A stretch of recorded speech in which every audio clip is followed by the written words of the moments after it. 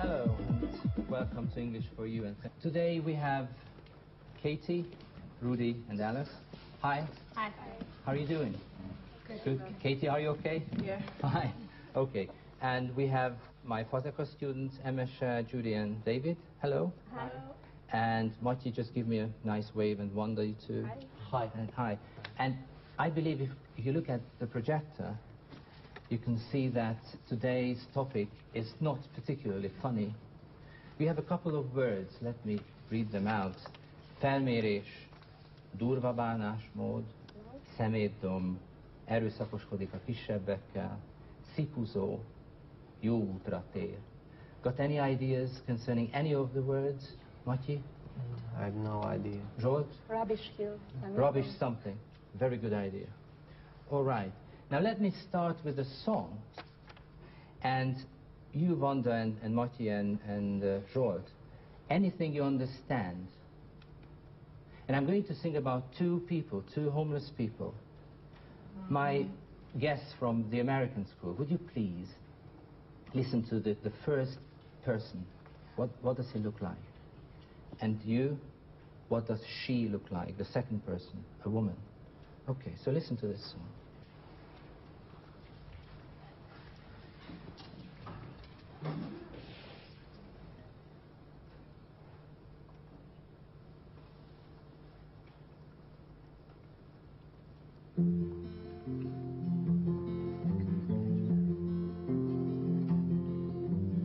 Have you seen the old man in the closed-down market, kicking up the papers with his worn-out shoes? In his eyes you see no pride, and held loosely by his side yesterday's papers telling yesterday's news.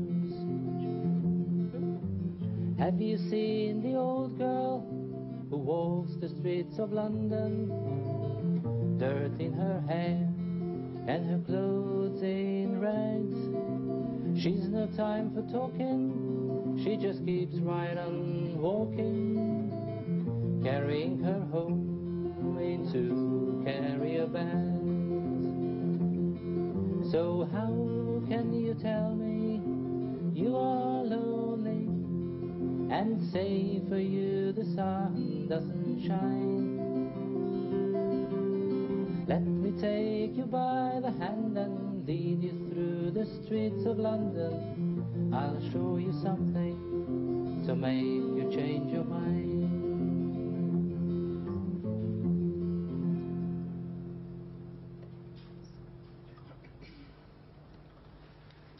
All right. It's a sad song, isn't it? Okay. From the back, anything about the song. I was singing about who? Matyi? Két emberről volt szó, egy idős emberről és egy idősebb hölgyről, akik az utcán táplálékot keresnek, és nagyon egyedül érzik magukat, és senki nem kérdezi meg tőlük, hogy miért vannak egyedül. Right, okay. Thank you very much. Great. What does the man look like? Katie? He has worn out shoes and he's kicking papers. What kind of papers? Old yesterday's papers and worn out shoes and hand held loosely by his sides. Closed down market. It's a very depressing picture, isn't it? What about the woman? What does she look like? Judy? Her clothes are in rags and her hair is dirty and she's carrying a bag in which she has everything. Okay, she's carrying her home in two carrier bags. Right. So I believe it's pretty sad, isn't it? And homeless people all over the world. The title of this song is Streets of London. So it happened in London. Katie, you've been to a couple of places all over the world. Have you seen homeless people? Yeah, I have. Okay, could you just talk about them? Where exactly? I used to live in São Paulo, Brazil, and there homeless people are part of your life because there's so many of them. And even in your own house, it's kind of like a sanctuary almost. Even if you look out the window, there's the homeless people's their houses, and they're called favelas where they live. they're not really homeless. They have a home, but they're just not as well off as we are. Fabulous, right? The built out of shacks and Yeah. right, cardboard city, isn't Right. it? And any difference between Hungarian homeless people and people in São Paulo? Well, I think in São Paulo it's just a lot more there. You notice it a lot more. And here, I think people are, at least there's shelters and such here. So you think that the situation is better here in Hungary? Yeah. Yeah, right. Rudy? I lived in Romania for 2 years, and there are lots of homeless people there. And they sleep in benches, you know. Compared to here, it's like nothing when you take a look at Budapest.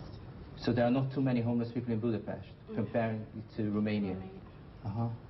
And are they more aggressive when they approach you? No. No. They're just miserable? Yeah, they're really miserable. Right, Really thank you very much. And I used to Alice? live in London for 2 years last Where? year. In London, England, for 2 years last year. And there were quite a few homeless people there, but they seemed always like relatively happy. Like we used to talk to them actually a lot. My friends and I would sit down and talk to them, and they usually had a lot to say. They were really interesting. And what about, yeah, sorry. Go ahead. Yeah, the difference between the homeless people in London and in Budapest? I think probably the homeless people in London were better off than homeless people here. Were better off? Yeah. Had more money? I don't know. Looked better? Also, the climate isn't as harsh there, so it never got as cold in the winter as it does here. So your experience is that here in Budapest it's a little bit worse? Yeah, and there are more of them too here. More of them I think. here? Interesting. Now, my physical students, do you help homeless people?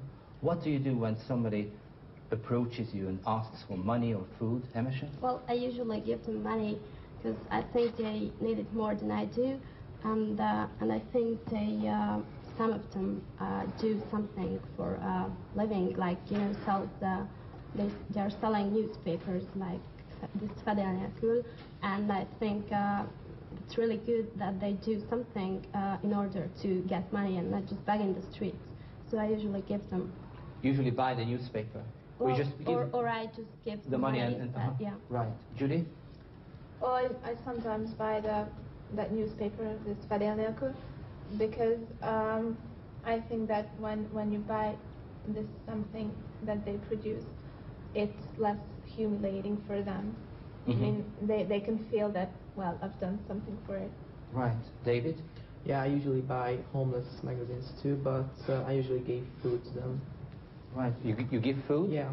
Like what? You bring yourself a couple of jomelin and yeah. Well, if anything left, I give them sandwiches, chocolate. Right. Now here's the very basic story, and I'm going to read out the story, or I'm going to tell the story, and I would like you to come up with the title. Even though I'm not a television evangelist, I'm not a televangelist. This is a very, very nice story, and you should know this story.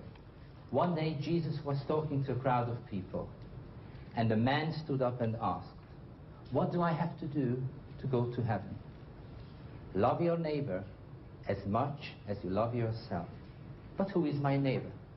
Jesus answered with this story. Once a man was traveling from Jerusalem to Jericho. Along the way, he was attacked by a couple of robbers who took all of his clothes and money and beat him and left him on the road almost dead. A little while later, a priest came, looked at the dying man, but he didn't stop. He crossed to the other side of the street and quickly went by. A little later, another traveler came, but he also crossed to the other side of the street and quickly passed by. Not long after that, a third traveler came. He felt sorry for the beaten man and bandaged his wounds and gave him something to drink. Jesus asked, "Who do you think the neighbor was to that poor beaten man?" "The third traveler," answered one man from the crowd. "That's right," said Jesus. "Now go and do the same thing yourself." Who knows the name of the story, the title of the story? Only the Hungarian title. Speak up, I can't hear you. The Hungarian title only. You know the Hungarian title? Do you know the English title? Do you know the protagonist, the hero of the story? No, what is the... Jóságos tanulás. Say it again. You too? Irgalmas Samaritánus, the good Samaritan. The Good Samaritan. The Good Samaritan. And I hope, yeah, nice pictures. The Good Samaritan. There are a couple of charity organizations all over the world that are called the Good Samaritan. And if you look at the projector, there's going to come up one, which is going to be in the report we're about to see. But there's, funny enough, there's another organization in Great Britain which is called the Samaritans. Do you know what it is? It offers free telephone service to anybody who is sad, worried, very unhappy and confused. You can call them, and they are called the Samaritans. We have it in Hungarian too, in Hungary too. Lelki segély, so something like that. So we have it in Hungary too. Now, can you come up with a situation when you are indifferent, frightened, ashamed, or angry? Can you come up with a situation when you are indifferent? David, the speaker, please. Perhaps if something happens to somebody that we hate and we hear it, and for example he had an accident and we really hate that person, and you stay indifferent. Indifferent when somebody is hit? When somebody is beaten up? Indifferent, can you come up with the Hungarian word for that? Indifferent? Közömbös, good. Frightened. Alex, can you come up with a situation where you're frightened? It's like when you're scared, like if you're going to be attacked by a dog. Oh, when you're attacked by a dog, you're frightened. You're doing like that. Good. How about ashamed? Katie, ashamed. Maybe if you see someone on the street and you don't help them, you sort of feel ashamed. Right. Okay. And angry? Somebody hurts your friend, somebody you love. Right. Now, I'm going to sing you another song, very, very, very short, quick song. And the question is, can you choose one adjective from the list? So, how does the man feel in the song?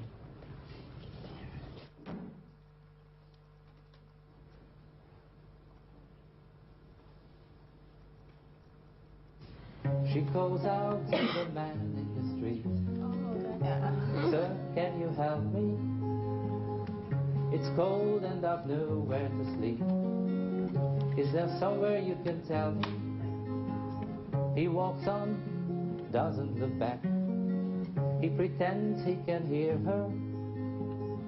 Starts to whistle as he crosses the street. Seems embarrassed to be there.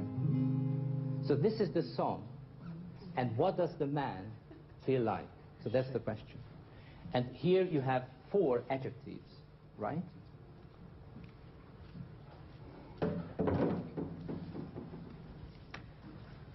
Can you choose one of the adjectives? Can you come up with a good, I mean, is the man angry? No. Ashamed? A little bit ashamed, because we are taught to help people. This is the Good Samaritan story. So I believe that this is the best word for that. Embarrassed. It's a mixture of shame and confusion, right? Okay, good. Now, let's get into our report. Watching homeless people is bad enough. But this is even worse when there are kids in the street and they are homeless, right? And so this is even worse. That's really, really terrible. And the question is, what drives people, homeless people, kids, to the street? What drives them to the street? Can you come up with a couple of ideas? Yes, Rudy, please. Sometimes it's their parents who tells them to go out there and ask for money, or just wanting something, and the only way they can get it is if they go. Yes, Katie? I think they're bored as well. Like, they need something to do. Mm-hmm. Right. Okay. Now, there was a survey.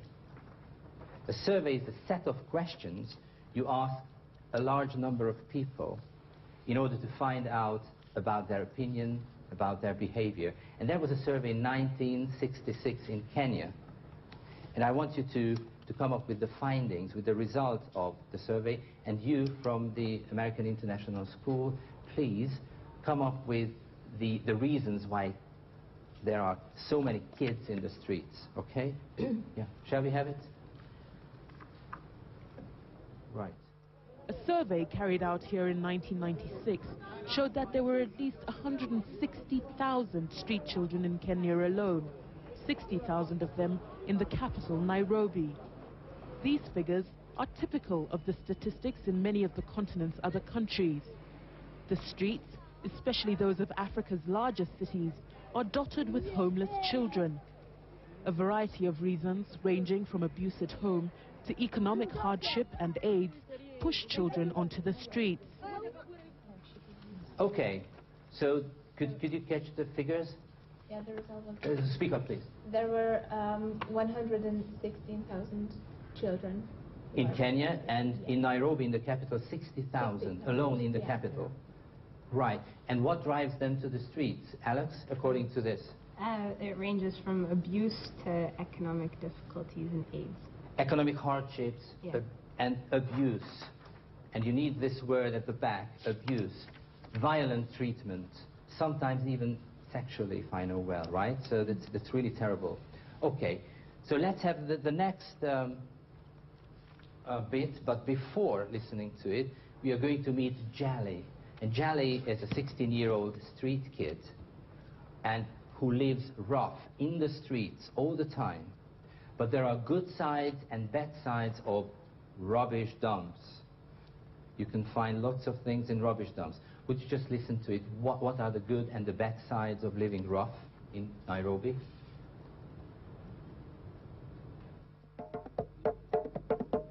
"16-year-old Jale has known life on the streets and understands all too well the kind of comfort that a rubbish dump or dark alleyway can offer. When you get to the street, you feel like you are in second home. So when you get everything there. But what problem you get there is some people are there, the big ones, they're trying to bully us. So they're trying to do for us, they're trying to abuse us. So things like that. That's the problem that we get there. But at the food, drugs, you can get there. Because when you are at the street, no one can tell you stop using drugs. So, the good sides and bad sides. Emesha? Well, he said that they get everything. Like what? Well, maybe foods are right, I guess. And the bad side was that he said they are abused. Yeah. Abused, and could you get one word? Yes. Bigger kids usually bully them. So, can you come up with the definition, Alex? Bully? It's when like someone who's more powerful kind of harasses someone who's less powerful. Right. Threaten to hurt someone who is weaker than you. Bully. Right? Okay. Jali was a glue-sniffing kid. Glue-sniffing kid. And something helped him, but before this glue-sniffing kid has a message to us. What is his message? Could we have that now?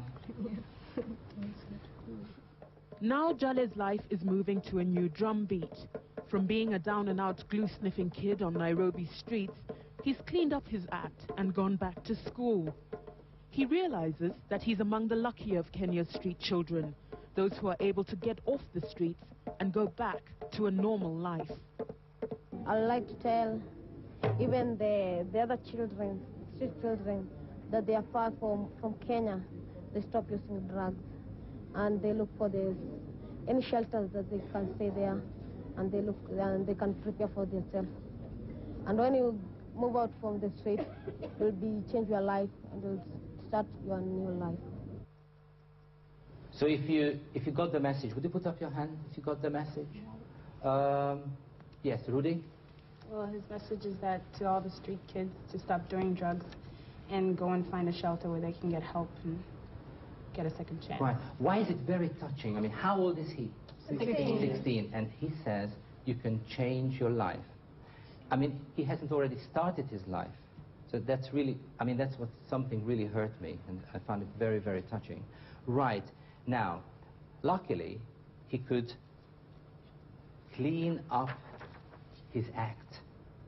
Something helped him to clean up his act, to behave normally. He behaved in a terrible way, glue-sniffing kid he was, but now he started a new life. Hungarian word for this? Absolutely wonderful. Jó útra tért. Okay. What helped him? And you're going to sum it up in Hungarian and you in English. Okay. Can we have it? Jale's new start came through an art exhibition called The Other Side of the Street.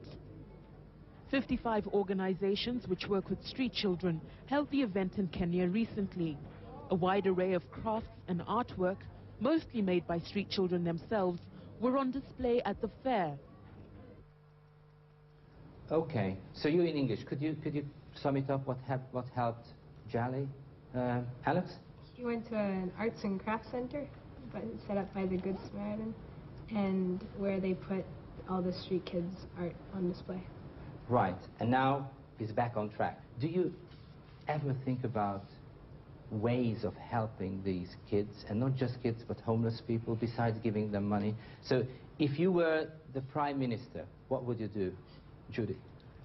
Well, sometimes I feel that I'm not fair, because how do you choose who to give money to? I think we should, or the state or the government should work out some program which helps everybody, but if it's the as government, many as possible. But if it's the government, then it's not your responsibility, see? But I know two people here who usually help, and I would like, Katie, you have something underneath the chair, and you, Rudy, would you come here, because there's a program going on in the American International School of Budapest. Would you sit over there? Right. And my question is, what is the whole project about? Well, it's about helping kids in Romania. We're focusing on Romania right now, Casa Speranza and Barzovica. Two orphanages. One's for children who have mental or physical handicaps, and the other one is for children with AIDS. So, and we try to raise money, and we do that by doing bake sales, for example. Right. Do you understand it at the back, or you want somebody to translate a little bit, to sum it up? Almost everything. Almost everything. David, could you sum it up in 2 sentences, what's going on? Kidolgoztak egy tervet, és leginkább Romániára összpontosítanak.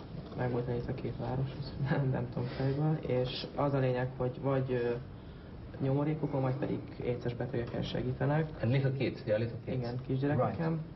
Yes. Úgyhogy sütnek. Right, and what happens in the afternoons, on Fridays? Well, on Fridays in the morning, we have 54 on Friday, and we go around to the homerooms, which is classes together, and we ask for 50 forints from each person, which may not seem a lot, but once you get 50 forints from everybody, it's quite a lot of money. And then we also try to bake things. We try to bake cookies. Oh, well, what have you got here? I brought muffins.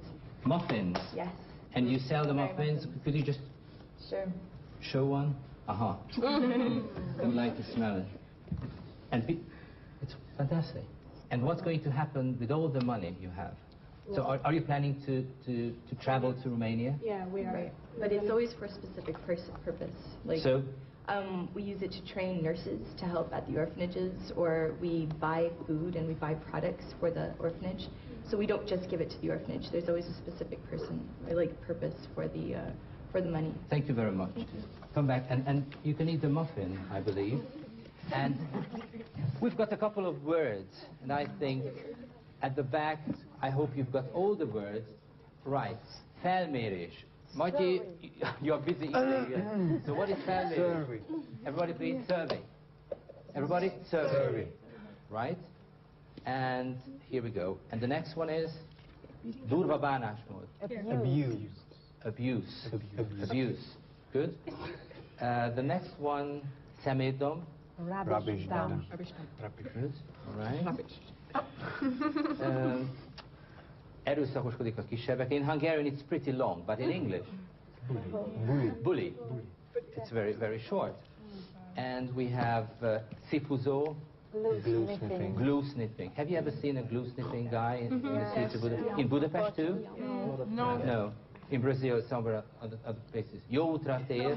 Clean up one's act. Clean up one's act. Next time, but you're going to say it in Hungarian, it's going to be about online shopping and shopping malls. Online shopping versus Online shopping versus shopping malls.